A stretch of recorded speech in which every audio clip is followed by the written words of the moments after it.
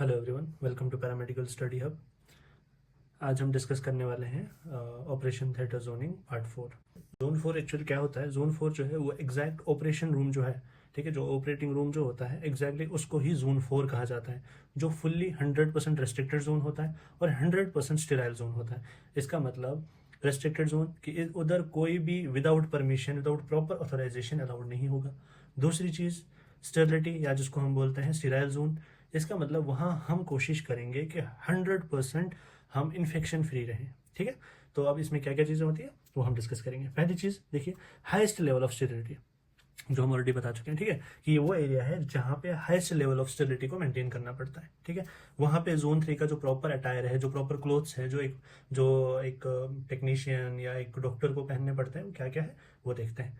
पहली चीज़ जो है वो है स्टेराइल गियर, ठीक है, कंप्लीट स्टेराइल गियर। उसमें क्या क्या आता है? स्क्रब, कैप, मास्क और शूज। ये बेसिक 4 चीज़ें हैं जो होनी चाहिए आपके पास, और वो भी फुली स्टेराइल, ठीक है। स्टेराइल गियर, देखिए हमने लिखा हुआ है स्टेराइल गियर। ये चारों चीजें प्रॉपरली स्टेराइल होनी चाहिए। ये कोई भी स्ट्रेट वेयर वहां पे ऐसे ही अलाउड नहीं है, स्ट्रेट वेयर नहीं चलेगा, ठीक है।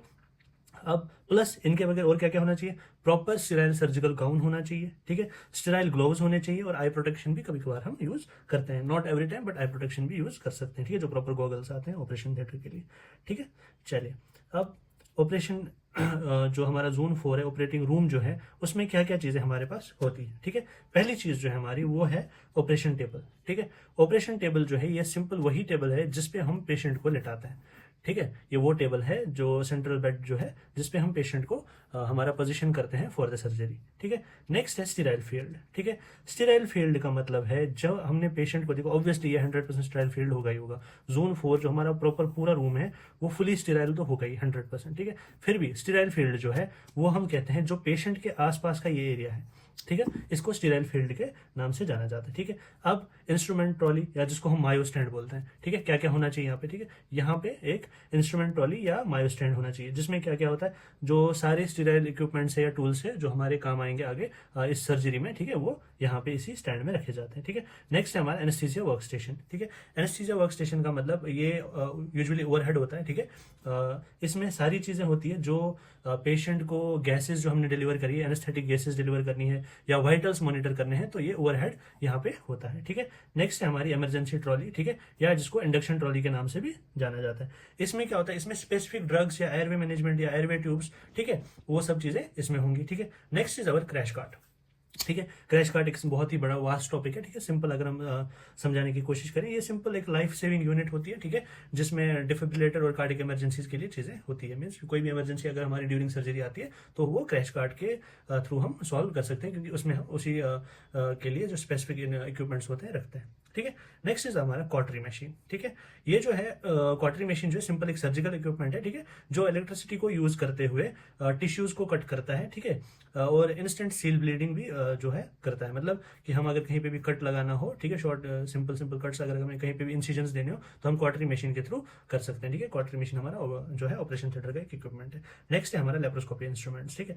तो लेप्रोस्कोपी इंस्ट्रूमेंट में क्या क्या होता है? मेन देखो, लेप्रोस्कोपी जो एक बहुत बड़ा टॉपिक है, हम डिस्कस करेंगे किसी और दिन। अभी सिंपली मैं बता दूं लेप्रोस्कोपी में क्या क्या होता है। इसमें प्रॉपरली आपका एक कैमरा होगा, लाइट सोर्स होगा, मॉनिटर्स होगा, ठीक है। तो ये सब चीजें इनके थ्रू जब हम एक सर्जरी करते हैं प्रॉपर इंस्ट्रूमेंट्स के थ्रू, ठीक है, दैट्स लेप्रोस्कोपी इंस्ट्रूमेंट्स, ठीक है। नेक्स्ट जो हमारा वो है साइड एक्स बॉक्स, ठीक है।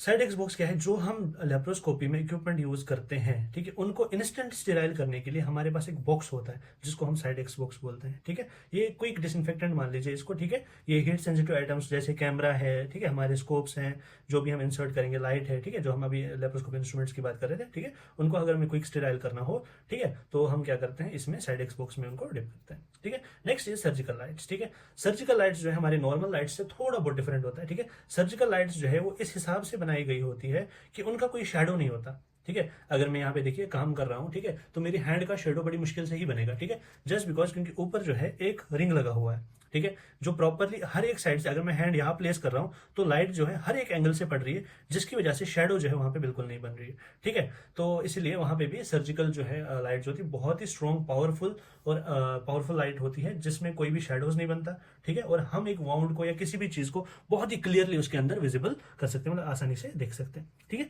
चलिए, ये हो गया हमारी क्या क्या चीजें इस एरिया में होनी चाहिए। कुछ स्पेसिफिक रूल्स के बारे में, ठीक है।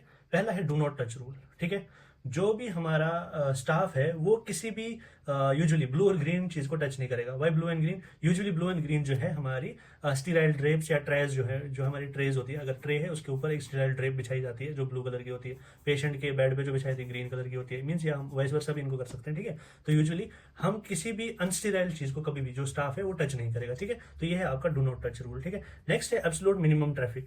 एब्सोल्यूट मिनिमम ट्रैफिक का मतलब है कि अंदर सिर्फ स्पेसिफिक पीपल जिनका उस स्पेसिफिक सर्जरी में काम है वही होंगे। हमारे पास ओटी स्टाफ अगर 10 है, ठीक है, ओटी स्पेसिफिक की बात कर रहा हूं, अगर ओटी स्टाफ हमारे पास 10 है और अंदर हमारा वर्क जो है 4 का है, तो वही 4 ही उस ओटी रूम में रहेंगे, फर्दर कोई एक्स्ट्रा उसमें नहीं रहेगा। जितना कम ट्रैफिक रहेगा, जितने कम लोग रहेंगे, उतना हमारा रूम स्टीराइल रहेगा, उतना हमारा वर्क स्मूथ चलेगा, उतना हम इजिली जो है स्टेरिलिटी को मेंटेन कर पाएंगे, ठीक है। नेक्स्ट जो है आपका लेमिनार एयर फ्लो, ठीक है, जो हम ऑलरेडी पार्ट 3 में डिस्कस कर चुके हैं। जो जोन 3 था, हम पॉजिटिव सिस्टम जो है हमारे पास, पॉजिटिव एयर सिस्टम, वही उसी को लेमिनार एयर फ्लो भी कहा जाता है, ठीक है। तो ये क्या करता है, ये फिल्टर जो है अल्ट्रा क्लीन एयर को ही हमारे जोन 4 में देता है, ठीक है, ताकि वहां पे किसी भी किस्म की अनस्टेबिलिटी ना हो, ठीक है। नेक्स्ट जो है हमारा वो है साइलेंस, ठीक है। साइलेंस क्यों? अगर हम यूजुअली बीच में बात करते रहेंगे, कोई ऐसी भी माइन्यूट सर्जरीज होती है जिनमें बहुत फोकस की जरूरत होती है, टॉकिंग की वजह से फोकस जो है वो इधर उधर हो सकता है, ठीक है, जिसकी वजह से हम कोशिश करते हैं ओटी में हमेशा साइलेंस को मेंटेन करें, ठीक है। नेक्स्ट जो है एक और चीज, टेम्परेचर कितना होना चाहिए हमारे ऑपरेशन थिएटर रूम का। यूजुअली हमेशा इन ऑल सीजन हमारा जो टेम्परेचर है वो हमेशा 18 से 21 डिग्री के बीच में ही रहेगा, ठीक है, और ह्यूमिडिटी हमारी 40 to 60% के अंदर ही रहेगी, ठीक है। अब कुछ चीजें हैं जिनको टर्मिनल क्लीनिंग के नाम से जाना जाता है, क्या क्या आता है उसमें वो देखते हैं, ठीक है। पहली चीज, sterile draping for all machinery. Operation theatre में जाने से पहले कोई भी मशीनरी हो, मान लो हमें एक्स्ट्रा मशीन की जरूरत पड़ रही है, मान लो हमें यूएसजी मशीन की जरूरत पड़ी इमीडिएटली, हमें सियाम की जरूरत पड़ी, या कोई भी एक्स्ट्रा मशीन जो बाहर से आने वाली है, वो प्रॉपरली स्टीराइल ड्रैप होनी चाहिए। वैसे वो प्रॉपरली क्लीन होकर आएगी जोन 3 से, बट फिर भी हम उसमें क्या है, एक्स्ट्रा जो स्टीराइल ड्रैप उस पर लगाएंगे ताकि वो 100% एश्योर हो जाए कि उससे कोई भी अनस्टेबिलिटी अंदर ऑपरेशन थिएटर रूम के अंदर नहीं होगी, ठीक है। नेक्स्ट जो है back to back passing. Back to back passing का क्या मतलब है, अगर 2 स्टीराइल स्टाफ मेंबर हैं, ठीक है, ये हमारे पास ये मान लो बीच में एरिया है, ये एक स्टीराइल मेंबर है, ये स्टीराइल मेंबर 2 है, ठीक है, ये एक टेक्नीशियन है, दूसरा टेक्नीशियन है, या ये एक डॉक्टर है, दूसरा डॉक्टर है। अब ये क्या करेंगे, ये अपना फेस इधर करेगा, ये अपना फेस इधर करेगा, अगर इन दोनों को आपस में पास करना है, ठीक है, अगर इसको इधर से इधर जाना है, ठीक है, तो ये क्या करेगा, फेस इधर रखेगा, ठीक है, ये फेस अपना इधर रखेगा, ताकि जो इनका फ्रंट स्टीराइल एरिया है, ठीक है, जो स्टीराइल क्लोथ से वो खराब ना हो, बैक टू बैक वो रब करके अपना इजिली पास कर सकते हैं, ठीक है। Next, never turn back toward sterile field, ठीक है। अब नेक्स्ट पॉइंट देखिए, अब अगर एक ही बंदा है और उसको इधर पीछे मुड़ना है, ठीक है, वो कभी भी अपना बैक इस साइड नहीं करेगा, ठीक है। ये पेशेंट लेटा हुआ है, ये टेबल है हमारी सेंट्रल टेबल, ये पेशेंट लेटा हुआ है, ठीक है, अपनी बैक जो है वो कभी भी इस टेबल की तरफ नहीं करेगा, क्योंकि बैक जो है कभी कभार प्रॉपरली स्टीराइल नहीं होती है, जिसकी वजह से प्रॉब्लम्स हो सकती है। तो कभी भी जो स्टाफ है हमारा अपना बैक इस टेबल की तरफ नहीं करेगा, ठीक है, जिससे ये एरिया जो है अनस्टीराइल हो सकता है अगर वो बैक इसकी तरफ करेगा और गलती से इधर टच एंड ऑल हो सकती है। Thank you so much. मिलते हैं किसी और टॉपिक में, कोई न्यू टॉपिक्स। अगर आप भी कोई टॉपिक सजेस्ट करना चाहते हैं कि ये टॉपिक पे मैं कोई इजी नोट्स बनाऊं और इजीली समझाऊं, तो प्लीज़ आप कमेंट करके बता सकते हैं। Thank you so much.